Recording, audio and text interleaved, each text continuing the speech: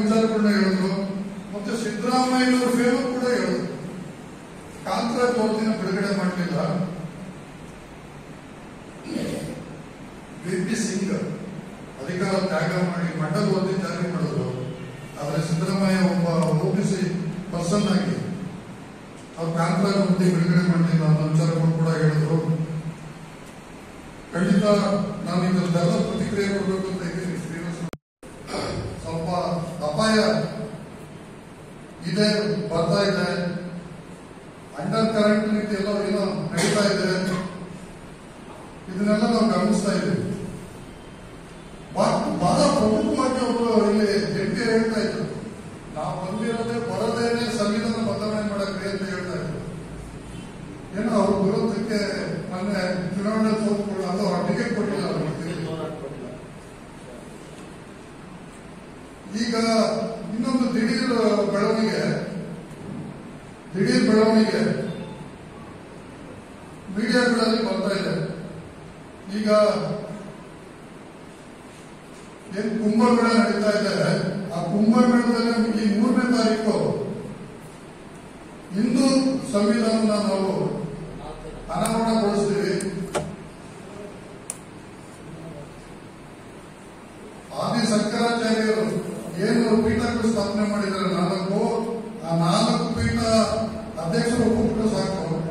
ಅದನ್ನೇ ನಾವು ಅನುಷ್ಠಾನಕ್ಕೆ ಕೇಂದ್ರ ಸರ್ಕಾರ ಕೊಡ್ತೀವಿ ಅನ್ನೋ ಪ್ರಯತ್ನಗಳು ಇದಾವೆ ಅನ್ನೋ ಪ್ರಚಾರ ಮೊನ್ನೆ ಇತ್ತೀಚೆಗೆ ದಿಢೀರಂತ ಆಗಿರೋದನ್ನ ನೀವೆಲ್ಲ ಗಮನಿಸಿರ್ತೀರ. ಒಟ್ಟಾರೆ ಇಷ್ಟೇ, ನಮ್ಮ ಭಾರತ ಸಂವಿಧಾನಕ್ಕೆ ಅಪಾಯ ಇದೆ ಅನ್ನೋ ಮುನ್ಸೂಚನೆ ಖಂಡಿತ ಇದೆ ಅಲ್ವಾ? ಅಂಡರ್ ಕರೆಂಟ್ ಇರ್ಬೋದು ಅಥವಾ ಪ್ರಯತ್ನಗಳಿರ್ಬೋದು, ನಮಗೆ ಚಿಕ್ಕ ಮುನ್ಸೂಚನೆಗಳಿರ್ಬೋದು. ನಮ್ದೇ ಪ್ರತಿಕ್ರಿಯೆ ನಾವೇನ್ ಮಾಡಬೇಕು? ಮೌನವಾಗಿರ್ಬೋದ? ಇಲ್ಲ ನಮ್ಮ ಶ್ರೀನಿವಾಸ ಹೇಳಿದಾರ, ಯಾಕಂದ್ರೆ ಮೌನ ಆಗ್ಬಿಟ್ಟಿದೆ, ಅದನ್ನು ಮುಂದುವರಿಸಬೇಕ?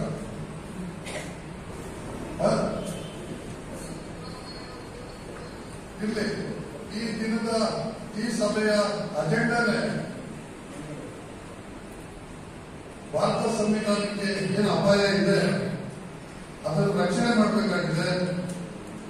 ಆ ದಿಕ್ಕಿನಲ್ಲಿ ಈ ರಾಷ್ಟ್ರದ ಬಹುಸಂಖ್ಯಾತರಾಗಿರ್ತಕ್ಕಂಥ ಅಲ್ಪಸಂಖ್ಯಾತರು, ಹಿಂದುಳಿದವರು, ಅವರು ಫಸ್ಟ್ ಸಂವಿಧಾನ ಆಗಬೇಕಾಗಿದೆ.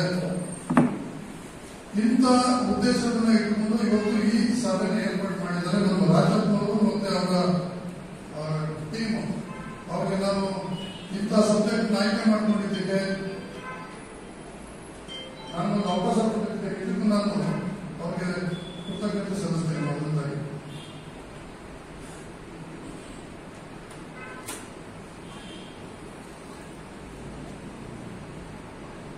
ಈ ದೇಶ ಅವ್ರ ಮನೇಲಿ ಹಾಕಿದವರು ಆ ತ್ಯಾಗಕ್ಕಾದ್ರೂ ನೀವು ಸ್ವಲ್ಪ ಸತ್ಯಗಳನ್ನ ಅಥವಾ ವಾಸ್ತವಗಳನ್ನ ತಿಳ್ಕೊಬೇಕು. ಆಯ್ತು, ಜಾತಿಗಳು ಅಂತ ಏನಿದ್ದಾವೆ ಅವರೇನೆ 2,72,00,000 ಇದ್ದಾರೆ ಈ ರಾಜ್ಯದಲ್ಲಿ. ಆಮೇಲೆ SC/STಗಳು 1,49,00,000 ಇದ್ದಾರೆ. ಅಂದ್ರೆ ಇಲ್ಲಿ ಬಹುಸಂಖ್ಯಾತರು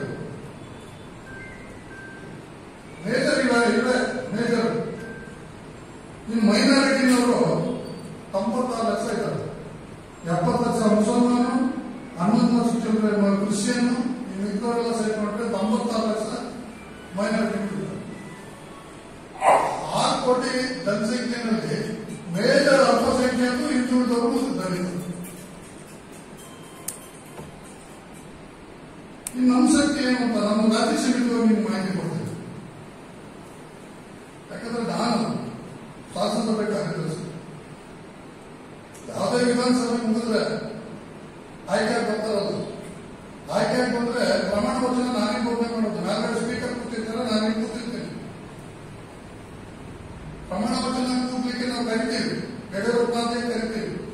ಚುನಾವಣಾ ಆಯೋಗದಿಂದ ದಾಖಲೆಗಳು ಬಂದಿರ್ತಾರೆ. ನಾನು ಕರಿಬೇಕಲ್ಲ ಅವರು ಕರೆಯಕ್ಕೆ ಹೋದ್ರೆ ಲಿಂಗಾಯತರು 224 ಜನರ MLA-ಗಳಲ್ಲಿ ಅವರೇ 60ರಿಂದ 70, 80 ಇರ್ತಾರೆ. ಇನ್ನು ಒಕ್ಕಲಿಗರು ಅವರು ಕರಿತಾ ಇದ್ರೆ ಅವರೇ ಒಂದು 50ರಿಂದ 70 ಇರ್ತಾರೆ. 120, 130 ಅವ್ರ ಎಡೆ ಆಗ್ತದೆ.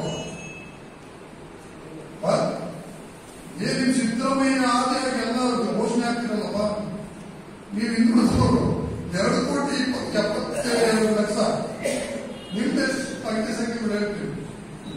ನೀವು ಮೈನಾರಿಟಿ 96 ಲಕ್ಷ, ನಿಮ್ದೇ ಎಷ್ಟು ರಾಜಕೀಯ ಶಕ್ತಿ ಅಂತ ದಾಖಲೆ ಹೇಳ್ತೀವಿ. ಈ ಕೇಳಿ ಸೇರಿಸಿ ನೋಡಿ. ಲಿಂಗಾಯತರು 65 ಲಕ್ಷ ಈ ರಾಜ್ಯದಲ್ಲಿ ಇರೋದು 2011 ಜನಗಣತಿ ಪ್ರಕಾರ. ಲಿಂಗಾಯತರು MLA-ಗಳು 54 ಜನ ಈ ಸರಿ ಇದ್ದಾರೆ ಹೊರಗಡೆ. ಇದು ಫಸ್ಟ್ ಟೈಮ್ ಇಷ್ಟು ಕಡಿಮೆ ಆಗಿರೋದು. ಇವು ಯಾವಾಗ 70, 80 ಇರ್ತಾ ಇದ್ರು, ಈ ಸರಿ ಕಡಿಮೆ ಆಗಿದೆ. ಇನ್ನು ಗೌಡರ್ಸ್ 60 ಲಕ್ಷ ಇವರು ಈ ರಾಜ್ಯದಲ್ಲಿ ಇರೋದು. ಇವರು ಕೂಡ ಕಡಿಮೆ ಆಗಿದ್ದಾರೆ. 46 ಜನ ಇದ್ದಾರೆ. ಎಲ್ಲ ಪಾರ್ಟಿಯಿಂದ ನಡೀತಾರೆ. ಬೇಕಾದ್ರೆ ಬ್ರೇಕಪ್ ಹೇಳ್ತಿದ್ದಾರೆ. ಇನ್ನು ಬ್ರಾಹ್ಮಣ 7 ಜನ ಇದ್ದಾರೆ. ಬಿಜೆಪಿನಲ್ಲಿ 7, ಕಾಂಗ್ರೆಸ್ನಲ್ಲಿ 3, ಒಟ್ಟು 10 ಜನ ಇದ್ದಾರೆ ಬ್ರಾಹ್ಮಣ. ಸಾರಿ, ಇವರು ಕಡಿಮೆ ಜನಸಂಖ್ಯೆ, ರಾಜ್ಯ ಶಕ್ತಿ ಇಷ್ಟು. ಈಗ ನಮ್ಮನ್ನು ಕೇಳಿ, ನಮ್ದು ಇಷ್ಟು ಜನಸಂಖ್ಯೆ, ನಮ್ಮ ರಾಜಕೀಯ ಶಕ್ತಿ ಎಷ್ಟಪ್ಪ ಅಂದ್ರೆ ಮೈನಾರಿಟಿ 96 ಲಕ್ಷ, ಅಲ್ಪಸಂಖ್ಯಾತರು ರಾಜ್ಯದಲ್ಲಿ ಇರೋದು ಮುಸಲ್ಮಾನ್ 70, 11 ಚಿಲ್ಲರೆ ಕ್ರಿಶ್ಚಿಯನ್, ಇನ್ನು ಬೌದ್ಧರು ಮತ್ತೆ ಜೈನವರೆಲ್ಲ ಸೇರ್ಕೊಂಡ್ರೆ 96 ಲಕ್ಷ. ಹೇಳಿ ನಿಮ್ಮ ಸಂಖ್ಯೆ. ಅಸೆಂಬ್ಲಿನಲ್ಲಿ ಇರೋದು ನೀವು 11 ಜನ, 9 ಮುಸಲ್ಮಾನ್, ಒಬ್ರು ಕ್ರಿಶ್ಚಿಯನ್, ಒಬ್ರು ಜೈನು, ಒಟ್ಟಾರೆ ಅಲ್ಪಸಂಖ್ಯಾತರು ಅಂದ್ರೆ 96 ಲಕ್ಷಕ್ಕೆ 11 ಜನ. ಅದೇ 65 ಲಕ್ಷಕ್ಕೆ ಲಿಂಗಾಯತರು 54, ಅದೇ 60 ಲಕ್ಷಕ್ಕೆ ಗೌಡರು 46, ಅದೇ ಬರೀ 3% ಇರೋ ಬ್ರಾಹ್ಮಣರು 10 ಜನ. ಇವರು 96 ಲಕ್ಷ ಇರೋರು 11 ಜನ ಇರೋರು. ಇಲ್ಲಿ ಸಾರ್ವಜನಿಕ ಕೊಟ್ಟರೆ ಜಾರಿ ಆಗಬೇಕಂತ ಹೇಳಿದ್ರು ಶ್ರೀನಿವಾಸ ಹೇಳ್ತಿದ್ರು. ಇವ್ರು ಕತೆ ಟೀಚರ್ ಪಂಚರ್ ಹಾಕೊಂಡು ಏನ್ ಮಾಡ್ತಾರೆ ಅಂತ ಕೂಡ ನಾನು ಹೇಳ್ತೀನಿ. ಈ ಪಟ್ಟ ಕೂತಿದ್ದಾರಲ್ಲ ಅವರು ಇಲ್ಲಿ ಕಲಾವಿದ ಕೂತಿದ್ದಾರೆ.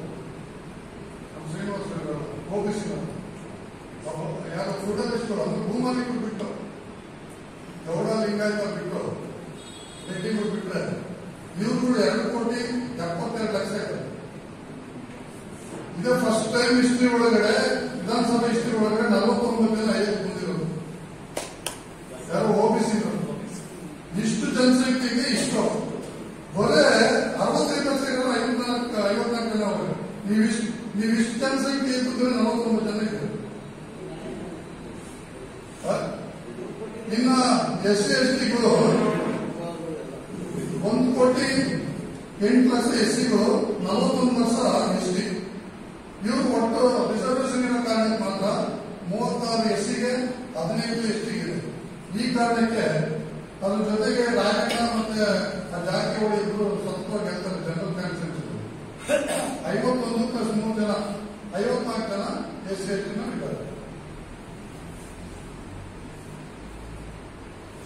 ಒಂದು ಆಗ್ಬೇಕು ಅಂತ ಹೇಳಿದ್ರೆ ಯಾವಾಗ ಈ ಮೋದಿ ಸರ್ಕಾರ ಬಂದ್ಮೇಲೆ ಅದು ಕಿತ್ತಾಕ್ಬಿಡ್ತಾರೆ. ಒಬ್ಬರು ಕ್ರಿಶ್ಚಿಯನ್ ಅವರಿಗೆ ಬಂದು ಸೇರ್ಕೊಳ್ಳೋರು, ಅದು ಕಿತ್ತಾಕ್ಬಿಟ್ರು. ಯಾಕೆ ಕ್ರಿಶ್ಚಿಯನ್ ಧ್ವನಿನೇ ಇಲ್ಲಪ್ಪ ಅದ್ರ ಬಗ್ಗೆ ಇಲ್ಲಿ. ಬಟ್ ಕ್ಯಾಬಿನೆಟ್ ಇದೇ ತರ ಇದೆ. ಅಲ್ಲೂ ಲಿಂಗಾಯತದ ಸಂಖ್ಯೆ ಜಾಸ್ತಿ, ಗೌಡದ ಸಂಖ್ಯೆ ಜಾಸ್ತಿ, ಬ್ರಾಹ್ಮಣರದ ಸಂಖ್ಯೆ ಜಾಸ್ತಿ. ಸ್ವಾತಂತ್ರ್ಯ ಸಂಗ್ರಾಮದಿಂದ ಹಿಡಿದು, ತ್ಯಾಗ ಬಲಿದಾನದಿಂದ ಹಿಡಿದು, ಒಟ್ಟಾರೆ ಜನಸಂಖ್ಯೆ ವ್ಯಾಪ್ತಿಯಿಂದ ಹಿಡಿದು ಎಲ್ಲಾದ್ರೂ ನಮ್ಮ ಸಂಖ್ಯೆ ಜಾಸ್ತಿ. ಇಂಥ ಸಂವಿಧಾನ ಇತ್ತು ಶ್ರೀನಿವಾಸ್, ನಮ್ದಿಷ್ಟು ಜನಸಂಖ್ಯೆಗೆ ಇಂಥ ಸಂವಿಧಾನ ಇತ್ತು. 499 ಜನ ನೀವು ವಕೀಲರು ಕೆಲಸ ಮಾಡಿದ್ರು. ಮೋದಿ ಅಧಿಕಾರ ಬಂದ ನಂತರ ಮಾತ್ರ ಕಾರಣ ಬಂದಿದೆ. 499 ಹೈಕೋರ್ಟ್ ಜಡ್ಜಸ್ ನೇಮಕಾಗಿರೋದು ಮೋದಿ ಬಂದ ನಂತರ 500. ಅದರಲ್ಲಿ SC 21 ಜನ ಜಡ್ಜಸ್, ST 12 ಜನ, OBC 78 ಜನ. ಇವರು ಬ್ರಾಹ್ಮಣರು 499 ಜನ. ನಾನು ಒಟ್ಟು ಹೇಳಿದ 661. ಮೋದಿ ಬಂದ ಮೇಲೆ 661 ನೇಮಕ ಆಗಿರೋದು ಹೈಕೋರ್ಟ್ ಜಡ್ಜಸ್. ಅದರಲ್ಲಿ 499 ಬರೀ ಬ್ರಾಹ್ಮಣರು.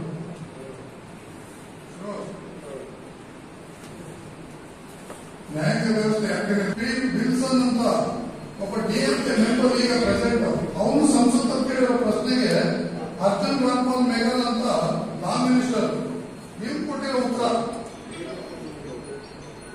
661ರಲ್ಲಿ 499 ಬ್ರಾಹ್ಮಣರು, ಮೈನಾರಿಟಿ 2.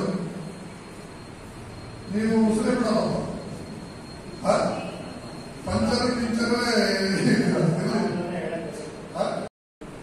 ಸುಮ್ಮನೆ ಮಾಹಿತಿಗೋಸ್ಕರ ತಿಳ್ಕೊಳ್ಳಿ, ದಯಮಾಡಿ ಬೋರಿಂಗ್ ಮಾಡ್ಕೋಬೇಕು. ನೋಡಿ, ಈ ರಾಜ್ಯದಲ್ಲಿ IAS 6789 ಜನ ಇದ್ದಾರೆ. IAS 6789 ಈ ರಾಜ್ಯದಲ್ಲಿ ಇರ್ತದೆ. ಇನ್ನು IPS 5047 ಜನ ಇದ್ದಾರೆ. ಇನ್ನು IRS 9775 ಜನ ಇದ್ದಾರೆ. IFS 1011 ಜನ. IFS ಅಲ್ಲಿ 2 ಭಾಗ ಬರ್ತವೆ. ಒಂದು ಇಂಡಿಯನ್ ಫಾರಿನ್ ಸರ್ವಿಸ್ ಅಂತ, ಇನ್ನೊಂದು ಇಂಡಿಯನ್ ಫಾರೆಸ್ಟ್ ಸರ್ವಿಸ್ ಅಂತ. ಫಾರೆಸ್ಟ್ ಸರ್ವಿಸ್ ಅಲ್ಲಿ 2700 ಜನ ಇದ್ದಾರೆ. ಇವೆಲ್ಲ ಕ್ಲಾಸ್ 1. ಇನ್ನು ನಮ್ಮ ರಾಜ್ಯದಲ್ಲಿ ಒಂದಿದೆ KS ಅಂತ, ಇದರಲ್ಲಿ ಕ್ಲಾಸ್ 1 ಕ್ಲಾಸ್ 2 ಅಂತ. ನೋಡಿ, KS ನಲ್ಲಿ ಕ್ಲಾಸ್ 1 590 ಜನ ಇದ್ದಾರೆ.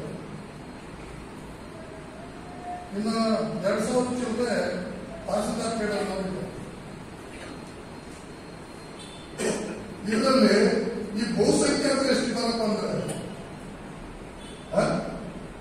22% OBC, 1% ಮೈನಾರಿಟಿ, 2% SC.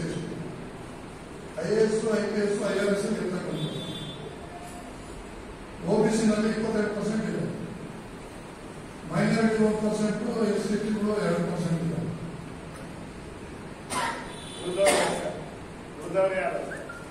ಓಲೆ ಜಡ್ಜಸ್ ಬೇಡ, ರಾಜಕೀಯ ಶಕ್ತಿ ಬೇಡ.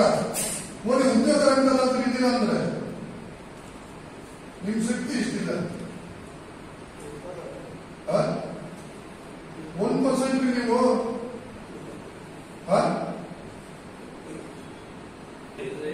ಮನೆ ಅಥವಾ ಜಮೀನು, ತೋಟ,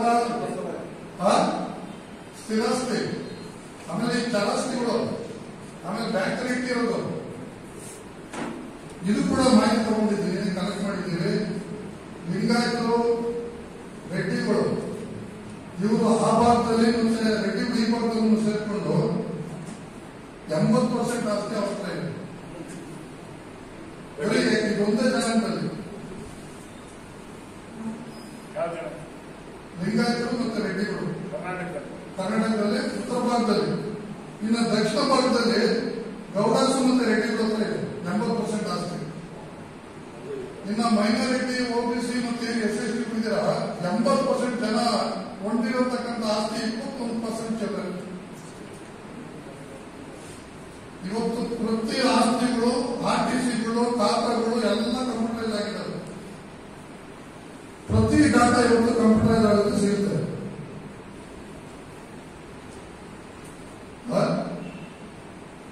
ನೀವು ಆಸ್ತಿ ಮಾಡಿರೋದು ಏನ್ ಮಾಡೋದು? ಫಸ್ಟ್ ಮೇಲೆ ನಮ್ದು ಒಂದು ಸಣ್ಣ ಮನೆ, ನಾವು ಸಣ್ಣ ಸೈಟ್, ಸಣ್ಣ ಬಾಡಿಗೆ ಮನೆ ಮಾಡಿರೋದು ಅಲ್ವಾ? ಅಥವಾ ಉದ್ಯೋಗ ರಂಗದಲ್ಲೂ ಬದಲಾಗಿಲ್ಲ, ಆಸ್ತಿಗಳು ಬದಲಾಗಿಲ್ಲ. ಇನ್ನೊಂದು ಅಗತ್ಯಕರವಾದ ಮಾಹಿತಿ ಕೇಳಿ, ಮತ್ತೆ ಮೊಬೈಲ್ ಆಫ್ ಮಾಡಿ ನೋಡಿ. ಸುಮ್ಮನೆ ಒಂದು ಅಂಕಿ ಸಂಖ್ಯೆ ಪ್ರಕಾರ ಈ ದೇಶದಲ್ಲಿ 7.5 ಲಕ್ಷ ದೇವಸ್ಥಾನಗಳಿದ್ದಾವೆ. 7.5 ಲಕ್ಷ ದೇವಸ್ಥಾನಗಳಿದ್ದಾವೆ. ಅದರಲ್ಲಿ 6.48 ಲಕ್ಷ ದೇವಾಲಯಗಳು ಅದ್ರ ಆಡಳಿತ ಇದೆಯಲ್ಲ, ಆಡಳಿತ ಮಂಡಳಿಗಳು ಪೂರ್ಣ ಬ್ರಾಹ್ಮಣರು. ಎಷ್ಟು? 6.48 ಲಕ್ಷ ದೇವಸ್ಥಾನಗಳು, ಆಡಳಿತ ಮಂಡಳಿಗಳು ಬ್ರಾಹ್ಮಣರು. ಬರೀ ಬ್ರಾಹ್ಮಣರ ಆಡಳಿತ ಮಂಡಳಿ ಇದೆಯಲ್ಲ, ಆ ದೇವಸ್ಥಾನಗಳು ಆದಾಯ, ವಾರ್ಷಿಕ ಆದಾಯ 64,800 ಕೋಟಿ. 64,800 ಕೋಟಿ ಬ್ರಾಹ್ಮಣರ ಆಡಳಿತ ಮಂಡಳಿ ಇರ್ತಕ್ಕಂಥ ದೇವಸ್ಥಾನಗಳು ಆದಾಯ.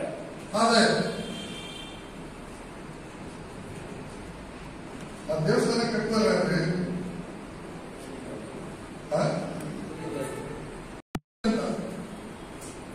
ಇವರಿಷ್ಟೂ ಜನ ಅಲ್ಪಸಂಖ್ಯಾತರು, ಹಿಂದುಳಿದವರು, ದಲಿತರಂತೆ. ವಿಶ್ವಸಂಸ್ಥೆ ಹೊರಹಾಕಿರೋ ಮಾಹಿತಿ ಹೇಳ್ತಾ ಇದ್ದೀನಿ ನಾನು. 23.4 ಕೋಟಿ ಜನಸಂಖ್ಯೆ BPL, ಬಿಲೋ ಪಾವರ್ಟಿ ಲೈನ್, ಬಡವರಲ್ಲ, ಕೊಡು ಬಡವರು. 23.4 ಕೋಟಿ. ಅವರಷ್ಟೂ ಜನ ದಲಿತರು, ಅಲ್ಪಸಂಖ್ಯಾತರು, OBC.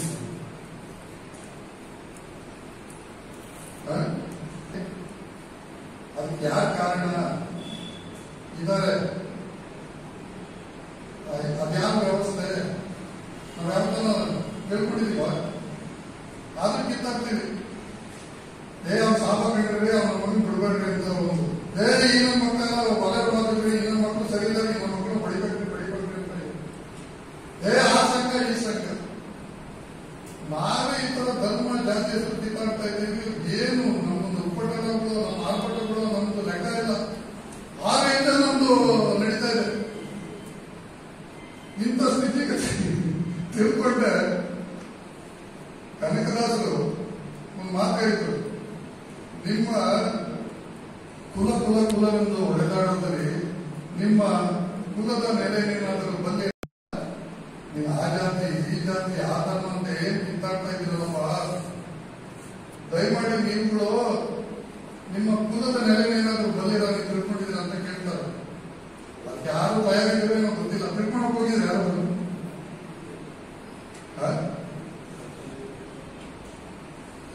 ಅವ್ರ ತಾತ್ಪರ್ಯ ಅಷ್ಟೇ.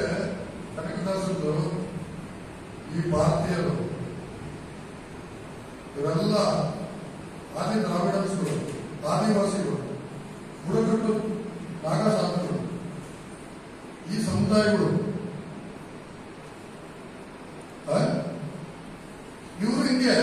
ಇವರು ಹಿಂಗೆ ಈಗ ಅಲ್ಪಸಂಖ್ಯಾತರಾದ್ರು, ಸಾಧರಾದ್ರು, ಕ್ರಿಶ್ಚಿಯನ್ ಆದ್ರು, ನಾವಿಂಗೆ OBCಗಳಾದ್ವಿ, ದಲಿತರಾದ್ವಿ ಅಲ್ವಾ?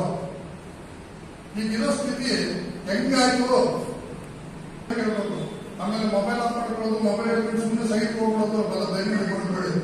ನಿಮ್ಮ ಸ್ಥಿತಿಗತಿಗಳು ತಿಳ್ಕೊಳ್ಳೋಕ್ಕಾಗಲ್ಲ ನಂದು. ನಿಮ್ಮ ಮೂಲ ತಿಳ್ಕೊಳ್ಳೋಕ್ಕಾದ್ರೂ ಈ ಇತಿಹಾಸಕ್ಕೆ ನಾನು ಒಂದೇ ಒಂದು ಸುಳ್ಳು ಹೇಳ್ತಾ ಇಲ್ಲ. ನಾನೊಬ್ಬ ಅಧಿಕಾರಿ, ಬಹಳಷ್ಟು 37 ವರ್ಷಗಳ ಕಾಲ ವಿಧಾನಸಭೆ, ಶಾಸನಸಭೆಯಲ್ಲಿ ಕೆಲಸ ಮಾಡಿದ್ದೆ. ರಾಮಕೃಷ್ಣ ಹೆಗಡೆಯಿಂದ ಹಿಡಿದು ಸಿದ್ದರಾಮಯ್ಯ ಜೊತೆಗೆ ಒಂದು ಕೆಲಸ ಮಾಡಿದ್ದೆ. ಶಾಸನಸಭೆಗಳಿಗೆ, ಕ್ಯಾಬಿನೆಟ್ ಒಳಗಡೆ, ಶಾಸನ ಸಮಿತಿಗಳಲ್ಲೆಲ್ಲ ಇಡೀ ರಾಜ್ಯದ ಡಾಟಾಗಳನ್ನ ನಾನು ತರಿಸ್ಕೊಂಡು ಕೆಲಸ ಮಾಡಿರೋದು. ನನ್ನಷ್ಟು ಅಧಿಕೃತವಾಗಿ ಬೇರೆ ಯಾರು ಕೊಡ್ಲಿಕ್ಕೆ ಸಾಧ್ಯನೇ ಇಲ್ವೇನಪ್ಪ, ಖಂಡಿತ. ಅದಕ್ಕೋಸ್ಕರ ಕೇಳಿ, ಈಗಿನ ಸ್ಥಿತಿಗತಿಗಳು ನಿರ್ಮಾಣ ಆಯ್ತಲ್ಲ, ಧರ್ಮ, ಜಾತಿ, ಈ ತರ ಡಿವಿಷನ್ಗಳು ಆದಲ್ಲ, ಚಿತ್ರ ಕಂಡುಬಿಟ್ಟಿದೀವಲ್ಲ, ಈಗಿನ ಸ್ಥಿತಿನಲ್ಲಿ ಇದೀವಲ್ಲ, ಅದ್ರ ಮೂಲ ಏನು, ನಮ್ದು ಹೆಂಗಾಯ್ತು? ಇದು ಒಂಚೂರು ನಿಮ್ಗೆ ಐಲೈಟ್ಸ್ ತರ ಹೇಳ್ಬಿಡ್ತೀನಿ ಕೇಳಿ. ಕ್ರಿಸ್ತ ಪೂರ್ವ ಮುಂಚೂರು, ಕ್ರಿಸ್ತ ಪೂರ್ವ 2500 ಇಸ್ವಿ, ಕ್ರಿಸ್ತ ಪೂರ್ವದ್ದು ಸಿಂಧು ನಾಗರಿಕತೆ ಅಂತ ಥರ್ಡ್ ಸಿವಿಲೈಸೇಷನ್ ನಮ್ಮ ಕಂಟ್ರಿನಲ್ಲಿ ಆಗುತ್ತೆ. ಈ ಭೂಮಿಗೆ ಏನ್ ನಾಗರಿಕತೆ ಬಂತು, ನಮ್ಮ ನಾಗರಿಕತೆ ನಮ್ಮ ದೇಶದಲ್ಲಿ 2500 ಇಸ್ವಿನಲ್ಲಿ ಪ್ರಾರಂಭ ಆಗುತ್ತೆ. ಸಿಂಧು ನಾಗರಿಕತೆ ಮುಂದೆ ಇವೆಲ್ಲ ಓದಿರ್ತೀರ, ಹರಪ್ಪ ಮೊಹೆಂಜೊದಾರೋ ಕಥೆ ಮೇಲೆ ಓದಿರ್ತಾರೆ. ಅಲ್ಲಿ ಪ್ರಾರಂಭಗೊಳ್ಳುತ್ತೆ ಮಾನವ ಸಂತತಿ ಪದ್ಧತಿ ಪ್ರಾಣಿ ಪಕ್ಷಿಗಳ ರೀತಿ ಇದ್ದಂಥದ್ದು ಕಾಡು ಮೇಡುಗಳಲ್ಲಿ. ಅದು ಏನ್ ಪ್ರಾಣಿ ಪಕ್ಷಿಗಳ ತರ ಇದು ಮಾನವ ಸಂತತಿ ಕೂಡ ಒಂದು. ಆದ್ರೆ ಇವರು ತಿಳುವಳಿಕೆ ಮತ್ತು ಬುದ್ಧಿಶಕ್ತಿ ಇರೋದ್ರಿಂದ, ಜ್ಞಾನ ಇರೋದ್ರಿಂದ ಇವರು ಸಂಘಟಿತರಾಗಿ ಜೀವನ ಮಾಡಲಿಕ್ಕೆ ಪ್ರಾರಂಭ ಮಾಡ್ತಾರೆ. ಅದೇ ಸಿಂಧು ಸಿವಿಲೈಸೇಷನ್ ಅಂತ, ಸಿಂಧು ನಾಗರಿಕತೆ ಅಂತ 2500 ಇಸ್ವಿಯಿಂದ ಪ್ರಾರಂಭ ಮಾಡುತ್ತೆ, ಪ್ರವೇಶ ಆಗುತ್ತೆ. ಯಾರು ಈ ಆರ್ಯನ್ಸು? ಈಗ ಉಜ್ಬೇಕಿಸ್ತಾನ್ ಅಂತೀವಲ್ಲ, ಪರ್ಸಿಯಾ ಇರ್ಲಿ, ಅವರು ಅಲ್ಲಿಂದ ಪರ್ಸಿಯಾಗೆ ಹೋಗ್ತಾರೆ. ಈಗ ಇರಾನ್ ಅಂತೀವಲ್ಲ ನಾವು, ಆ ಜಾಗಕ್ಕೆ ಪರ್ಸಿಯಾ ಅವರು. ಅಂದ್ರೆ ಆ ಭಾಗದಲ್ಲಿ ಇದ್ದದ್ದು ಇವ್ರು ಒಂದು ಭಾಗದಲ್ಲಿ ಇರಲ್ಲ. ಇವರು ಸ್ವಲ್ಪ ಅಲೆಮಾರಿಗಳು, ಅತಿ ಬುದ್ಧಿವಂತರು. ಆ ಮರಳು ಭೂಮಿ ನಾಡುಗಳಿಂದ ಇವರು ಬಂದಂತವ್ರು, ವರ್ಷ ಬಂದಂತವ್ರು ಆರ್ಯನ್ಸ್. ಇವ್ರು ಬಂದ ನಂತರ ಬೋಧನ ಕೇಳಿಸ್ಕೊಳ್ಳ ಕೂಡ ಅವರು ಪ್ರೋಟೋ ಇಂಡೋ ಆರ್ಯನ್ ಲ್ಯಾಂಗ್ವೇಜಸ್ ಅಂತ, ಅಂದ್ರೆ ಏನ್ ನೀವು ಸಂಸ್ಕೃತ್ ಅಂತೀರಲ್ಲ, ಅದನ್ನ ಅವರು ಇಲ್ಲಿ ಪರಿಚಯ ಮಾಡ್ತಾರೆ. ವೈದಿಕ್ ರಿಲಿಜಿಯನ್ ಪರಿಚಯ ಮಾಡ್ತಾರೆ, ಅಂದ್ರೆ ವೈದಿಕ ಧರ್ಮನ ಪರಿಚಯ ಮಾಡ್ತಾರೆ. ಅದ್ ಮುಂದೆ ಅದು ಹಿಂದೂ ಧರ್ಮ ಆಗೋದು ಅದೇನೆ, ವೈದಿಕ ಧರ್ಮ.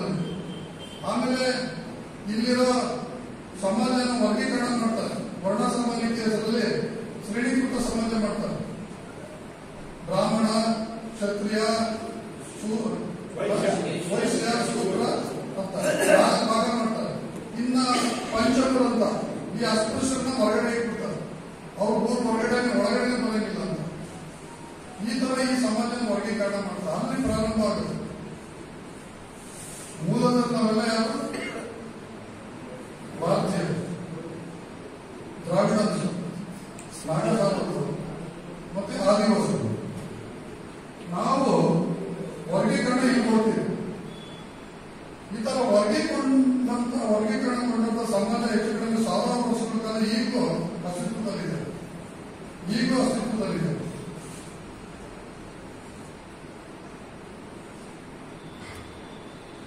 ನಮ್ಮ ಸಿಂಧು ನಾಗರಿಕತೆ ಅವಧಿನಲ್ಲಿ ಧರ್ಮ ಪ್ರಭುತ್ವ ಅಂತ ಇರ್ತಿತ್ತು. ಅವರು ಕಲ್ಲು, ಮಣ್ಣು ಅಥವಾ ಕಲ್ಲಿಗೆಲ್ಲ ಕೈ ಮುಗಿಯರು. ಕಾಡು ಮೇಡುಗಳಲ್ಲಿ ಬುಡಕಟ್ಟು ಜನ ಎಲ್ಲ ಅಲ್ಲೇ ಅವರು ದೈವಾರಾಧನೆ ಮಾಡೋರು.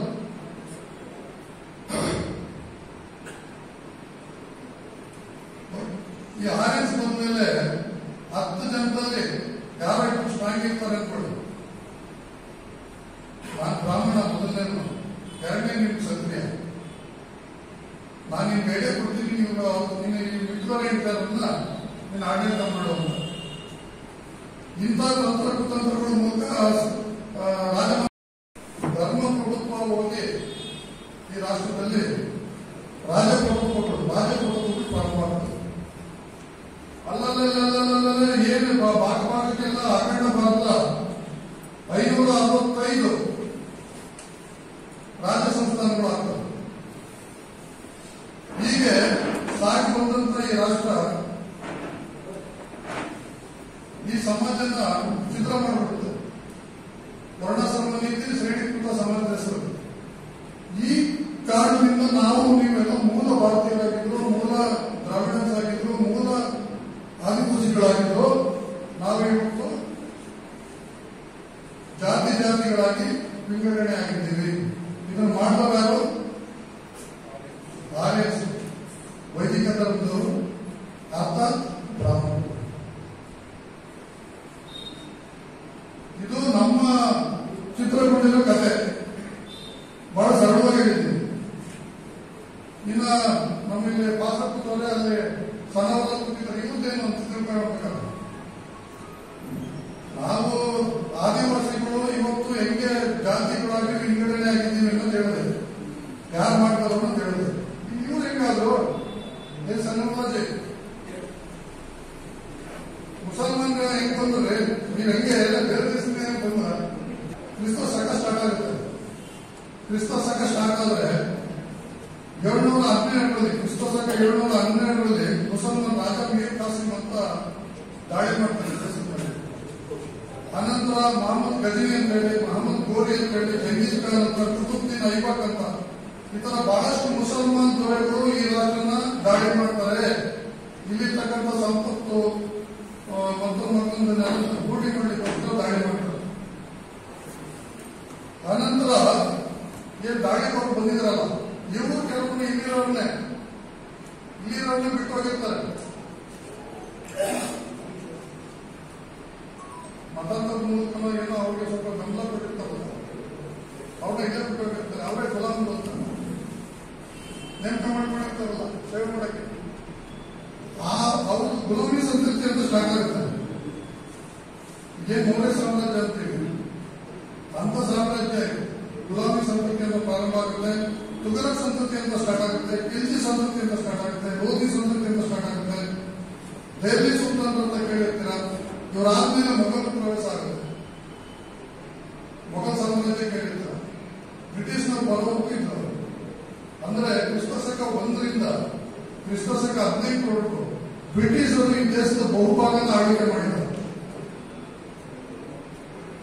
ಅವರ ಅವಧಿನಲ್ಲಿ ಇಲ್ಲಿರ್ತಕ್ಕಂಥ ಭಾರತೀಯರು, ಇಲ್ಲಿರ್ತಕ್ಕಂಥ ದ್ರಾವಿಡರು, ಇಲ್ಲಿರ್ತಕ್ಕಂಥ ಆದಿವಾಸಿಗಳು, ಇಲ್ಲಿರ್ತಕ್ಕಂಥ ನಾಗಸಾಧಿಗಳು, ಇವುಗಳು ಮುಸಲ್ಮಾನರಾಗಿ ಮತಾಂತರ ಬಂದರು.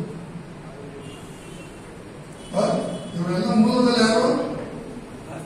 ಮೂಲದಲ್ಲೆಲ್ಲ ಭಾರತೀಯರೇ. ನಮ್ಮ ಜೀಸಸ್ ಯೇಸುಗೆ 12 ಜನ ಶಿಷ್ಯರು.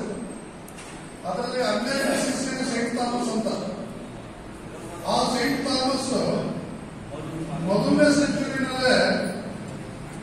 ಸೆಂಚುರಿನಲ್ಲೇ ನಮ್ಮ ಕೇರಳ ಮಲಬಾರ್ ಬಂದ. ಮಲಬಾರ್ ಕಡೆಯಿಂದ ಅವನು ಮತ ಪ್ರಚಾರ ಪ್ರಾರಂಭ ಮಾಡಿದ ಕ್ರಿಶ್ಚಿಯನ್ ಧರ್ಮದ ಅಂತ.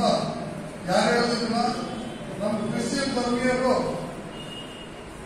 ಬೈಬಲ್ ಇದೆ ಅಂತ ಹೇಳಿ ಮತ್ತೊಂದು ಅವರು ಚರ್ಚ್ಗಳಲ್ಲಿ ಎಲ್ಲ ಹೇಳಿರೋದು ನಾನು ಕೇಳಿದ್ದೀನಿ, ನಾನು ಓದಿ ತಿಳ್ಕೊಂಡಿ. ಆದ್ರೆ ನನ್ನ ಅಧ್ಯಯನ ಕ್ರಿಶ್ಚಿಯನ್ ನಮ್ಮ ಎಲ್ಲಿಂದಲೂ ಬಂದಿಲ್ಲ. ಅವರು ಕ್ರಿಶ್ಚಿಯನ್ ಧರ್ಮೀಯ ಹೆಂಗಾದ್ರು ಅಂದ್ರೆ ಇಲ್ಲಿದ್ರಲ್ಲ, ಹಿಂಸೆ ತಾಳಲಾಗ್ತದೆ, ಜಾತಿ ದ್ವೇಷ ಶೋಷಣೆ ಇವೆಲ್ಲ ತಡ್ಕೊಳಕ್ಕಾಗ್ತಲ್ಲ. ಬಹಳಷ್ಟು ದಲಿತರುಗಳು, ಬಹಳಷ್ಟು ಸ್ಪೃಶ್ಯರು ಬ್ರಿಟಿಷ್ನ ಕಾಲದಲ್ಲಿ 17ನೇ ಶತಮಾನದಿಂದ 19ನೇ ಶತಮಾನದ ಅವಧಿಯಲ್ಲಿ ಬ್ರಿಟಿಷರು ತಂದ್ರಲ್ಲ ಕಾನೂನುಗಳು ತುಂಬಾ ನಮಗೆ ಉಪಕಾರಿಯಾದಂತ ಕಾನೂನು ತಂದಿರೋದು ಅವರಲ್ಲಿ. ಬಹಳ ಜನ ಬ್ರಿಟಿಷ್ನರ ವಿರುದ್ಧ ಏನಾದ್ರು ಭಾವನೆ ಬಿಟ್ಟಿದ್ರೆ ದಯಮಾಡಿ ಸ್ವಲ್ಪ ವಾಸ್ತವ ತಿಳ್ಕೊಳ್ಳಿ. ಬ್ರಿಟಿಷ್ನರ ವಿರುದ್ಧ ಏನಾದ್ರೂ ನಿಮ್ಮಲ್ಲಿ ಸ್ವಲ್ಪ ಅಸಮಾಧಾನಗಳು, ಬೇರೆ ಭಾವನೆಗಳಿದ್ರೆ ಸತ್ಯವಾದ ಮಾಹಿತಿಗಳನ್ನ ನಾನು ಬೇಕಾದ್ರೆ ಕೊಡ್ಬಲ್ಲೆ. ಇವತ್ತೇನಾದ್ರೂ ನಾವು ಡ್ರೆಸ್ ಹಾಕಿದ್ದೀವಿ, ಶಿಕ್ಷಣ ಕೊಡ್ತಿದ್ದೀವಿ, ನಾಗರಿಕತೆ ಮತ್ತಷ್ಟು ಕೊಡ್ತಿದ್ದೀವಿ ಅಂದ್ರೆ ಅದಕ್ಕೆ ಬ್ರಿಟಿಷ್ನವರೇ ಕಾರಣ. ಇಲ್ಲಿ 1773ರಲ್ಲಿ 1757 ಈಸ್ಟ್ ಇಂಡಿಯಾ ಕಂಪನಿ ನಮ್ಮ ದೇಶಕ್ಕೆ 1757ರಲ್ಲಿ ಈಸ್ಟ್ ಇಂಡಿಯಾ ಕಂಪನಿ ನಮ್ಮ ದೇಶಕ್ಕೆ ಬರುತ್ತೆ, ವ್ಯಾಪಾರಕ್ಕೋಸ್ಕರ ಬರುತ್ತೆ. ಅದು ನಂತರ ಅದು ಈಸ್ಟ್ ಇಂಡಿಯಾ ಕಂಪನಿ ಇಲ್ಲಿದ್ದಂತ ಸಣ್ಣ ಸಣ್ಣ ರಾಜ ಸಂಸ್ಥಾನಗಳ ಮೇಲೆ ಯುದ್ಧ ಮಾಡಿ ನಾನು ಹುಟ್ಟಬೇಕಾದ್ರೆ ನನಗೆ ಅವಕಾಶ ಇರಲಿಲ್ಲ. ಹಿಂದೂ ಧರ್ಮದಲ್ಲಿ ಹುಟ್ಬಿಟ್ಟೆ, ಮಹಾಜಾತಿನ ಹುಟ್ಬಿಟ್ಟೆ. ಆದ್ರೆ ನಾನು ಈ ಧರ್ಮದಲ್ಲಿ ನಾನು ಸಾಯಲ್ಲ ಅಂತ ಹೇಳಿ ಅವ್ರ ಮಕ್ಕಳು ಮನೆಯೆಲ್ಲ ಸಂಸ್ಕಾರ ಬರಲಿಲ್ಲ ರೀ. ಈ ಸಮುದಾಯಕ್ಕೋಸ್ಕರ ಅವರು ತ್ಯಾಗ ಮಾಡಿದ್ರಿ. ಅಷ್ಟು ನರಕ ಜೀವನ ಅನುಭವಿಸಿ ನಮಗೋಸ್ಕರ ಇಂಥ ಸಂವಿಧಾನ ಕೊಟ್ಟು ಇವತ್ತು ಅವರು ಬೌದ್ಧ ಧರ್ಮ ಸ್ವೀಕಾರ ಮಾಡಿ ಮರಣ ಹೊಂದಿದ್ರು. ಇಂಥ ಹೀನ ಸ್ಥಿತಿಗಳನ್ನೆಲ್ಲ ಅಧ್ಯಯನ ಮಾಡಿ ನಮಗೆ ಪರ್ಯಾಯೋಪಾಯಗಳನ್ನ ಕಂಡುಹಿಡಿದು ಇಂಥ ಸಂವಿಧಾನ ಕೊಟ್ಟಿರ್ತಕ್ಕಂಥವ್ರನ್ನ ಒಬ್ಬಕ್ಕೆ ಅರ್ಪಿಸ್ಕೊಳ್ಳಕ್ಕೆ ಈ ಸಮುದಾಯಗಳಿಗೆ ಮನಸ್ಸು ತಯಾರಿಲ್ಲ. ಭಾರತದಲ್ಲಿ ಜಿನ್ನ ಏನೋ ಮುಸ್ಲಿಂ ಲೀಗ್ ಮಾಡ್ತಾ ಈ ಅಖಂಡ ಭಾರತದಲ್ಲಿ ಏನಾಗುತ್ತೆ ಗೊತ್ತಿಲ್ಲ, ನಮ್ಮ ಪರಿಸ್ಥಿತಿ ಏನಾಗುತ್ತೆ ಗೊತ್ತಿಲ್ಲ ಅಂತ ಸಾವರ್ಕರ್, ಹೆಗ್ಡೆವರ್ಗ ಇವೆಲ್ಲ ಈ RSS ಆಗ್ತಾರೆ. ಅದು ಬೈದಿಂದ ಇರೋ ಇರ್ತಾರೆ, ಅವನ್ನ ಹತ್ತಿರ ಜನಸಂಘ ಅಂತ ಮಾಡ್ಕೊಳ್ತಾರೆ. ಕೊನೆಗೆ ಅವರೊಂದು ತಂತ್ರ ಕುತಂತ್ರ ಮಾಡಿ ರಥಯಾತ್ರೆ ಇಂಥವೆಲ್ಲ ಸೃಷ್ಟಿ ಮಾಡ್ತಾರೆ. ನಮ್ಮವ್ರನ್ನೇ ನಮ್ಮ ಮನೆಗಳೆಲ್ಲ ಇರೋಂಥವ್ರೆ, ನಮ್ಮ ಮಕ್ಕಳುಗಳೇ ಏನು ಸಮಯವಿಲ್ಲ, ನಮ್ಮ ಮನೆಯಿಂದ ಯಾವುದೇ ಚಿತ್ರವನ್ನು ಪುಳಿಯೋಗರನ್ನು ತಿಂದು ಅಲ್ಲಿ ಬೇಟ ಕೊಡೋದು ಅಂತ ಎಲ್ಲೋಗಿದ್ರೆ ಬೇಟ ನಮ್ಮನ್ನೇ ಉಪಯೋಗಿಸ್ಕೊಂಡು ಆ 3% ಜನ ಪ್ರಿಪೇರ್ ಮಾಡ್ತಾರೆ. ಆಕ್ಚುಲಿ ಇವರು ಹೊರದೇಶದವರು, ಆರ್ಯನ್ಸ್, ಬಟ್ ಇವ್ರು ನಮ್ಮವರು. ನಾವು ಇವ್ರ ಮೇಲೆ ಇವ್ರಿಗೋಸ್ಕರ ಇವ್ರನ್ನ ದೇಶ ಕಟ್ಕೊಳ್ತಾ ಇದ್ದೀವಿ. ಅಲ್ಲಿ ಮುಲಾಯಂ ಸಿಂಗ್ ಯಾದವ್ ಬಾಬರಿ ಮಸೀದಿ ಕಡೆ ಹೋರಾಟ ಕೊಡಲ್ಲಿ ಫೈರಿಂಗ್ ಮಾಡಿಸ್ತಾರೆ. ಅಲ್ಲಿ ಅದು ಕೇಳ್ಬೇಕಾದ್ರೆ ಸಾವಿರಾರು ಜನ ಸಾವಿಗೀಡಾಗ್ತಾರೆ. ಆ ಸಾವಿರಾರು ಜನ ಸಾವಿಗೀಡಾದಾಗ ಬಂದ್ರೆ ಯಾರಲ್ಲ ಹೋಗಲಿ, ಅವ್ರನ್ನ ಮುಗಿಸಕ್ಕೆ ಒಬ್ಬರಿಲ್ಲ. RSS ಬರಲ್ಲ, ಆ ರಥಯಾತ್ರೆ ಮಾಡಿದಂತ ಅರ್ವಾಣಿ ಬರಲ್ಲ, ಆ ಪೇಜವರು ಮಾಡಿದ ಸ್ವಾಮೀಜಿ ಅಲ್ಲೇ ಒಂದು ಚರ್ಚೆ ಇಟ್ಕೊಂಡಿಲ್ಲ ನೆಲ ಕೂತಿರ್ತಾರೆ, ಅವರು ಬರಲ್ಲ. ಯಾವ ಹೆಣ ಅಂತ ಆ ಗಂಗಾ ನದಿ ಕನ್ನಡ ಸುರಿತಾರೆ, ಆ ಗಂಗಾ ನದಿನಲ್ಲಿ ಕೊಚ್ಕೊಂಡು ಹೋಗ್ತಾರೆ. ಈ 3% ಜನ ಏನೇನ್ ಮಾಡ್ತಾರೆ ನೋಡಿ. ಏನ್ ಮುಕ್ಕೋಟಿ ದೇವರನ್ನ ಸೃಷ್ಟಿ ಮಾಡ್ಬಿಟ್ಟವ್ರೆ, ಮೌಢ್ಯ ಕಂದಾಚಾರ ಎಲ್ಲ ಸೃಷ್ಟಿ ಮಾಡ್ಬಿಟ್ಟವ್ರೆ. ಬೆಳಗ್ಗೆ ನಾವು ಕೈ ಮುಗಿಬಿಟ್ಟು ದೇವ್ರ ನಮ್ಮ ಉಸಿರದೆಲ್ಲ ಬೆಳೆಸ್ಬಿಟ್ಟವ್ರೆ. ಜೊತೆಗೆ ಜಾತಿ ಧರ್ಮ ಸೃಷ್ಟಿ ಮಾಡ್ಬಿಟ್ಟವ್ರೆ. ನಾವೇ ಕಿತ್ತಾಡಿ ನಾಡ್ತಾ ಇರ್ಬೇಕು, ಲಾಭ ಮಾತ್ರ ಇವ್ರು ಮಾಡ್ಕೊಂತ ಇರ್ಬೇಕು, ಸ್ಥಾನಮಾನಗಳೇ ಪಡಿತಾ ಇರ್ಬೇಕು.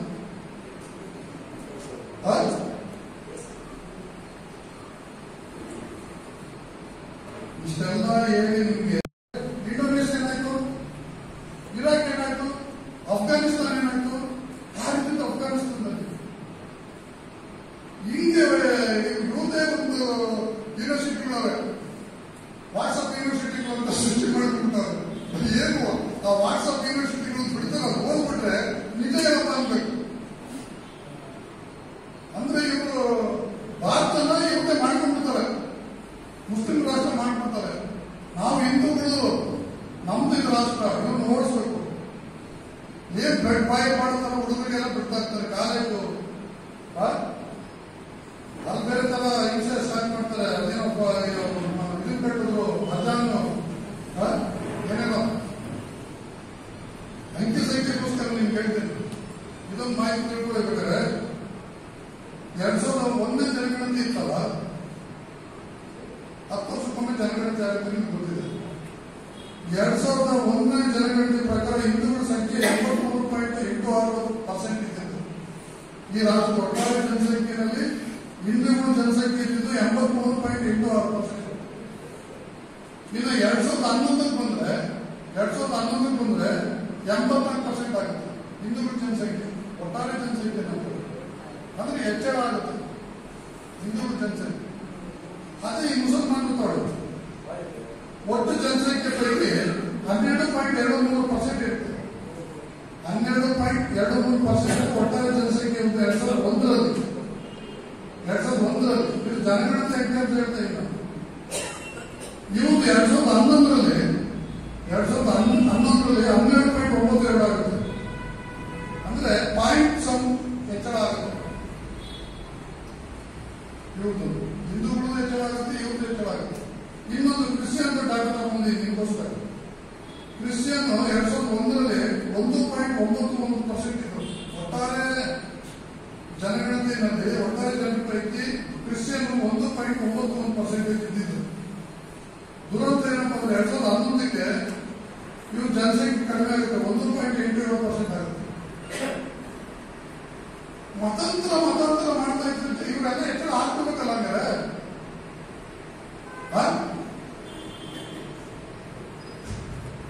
ಏನಾಗಿ ಭಯ ಹುಟ್ಟಿಸ್ತಾರಪ್ಪ. ನಮ್ಮ ಮಕ್ಕಳೆಲ್ಲ ಏನು ಅದೇ ಯೂನಿವರ್ಸಿಟಿಗಳು ಸೇರ್ಕೊಂತಾರೆ. ಸತ್ಯ ಹೇಳಲ್ಲ ಅದಕ್ಕಿನ ವಾಸ್ತವ ಹೇಳಲ್ಲ ಯಾರು. ಸುಳ್ಳು ಹೇಳಿ ಹೇಳಿ ಹೇಳಿ ಹೇಳಿ ಮೂರನೇ ಬಾರಿ ಅಧಿಕಾರ ಬಂದಿದ್ದಾರೆ. ಈಗ ಹೆಚ್ಚುವರಿ ಆಗಿದ್ದರೆ ಈಗ ಧರ್ಮ ಆಧಾರದ ಮೇಲೆ ಹೊಡಿತಾ ಇದ್ವಿ, ಜಾತಿಯ ಮೇಲೆ ಜೆಡಿಎಸ್ ಅವರು ಸೇರಿಸ್ಕೊಂತಾರೆ.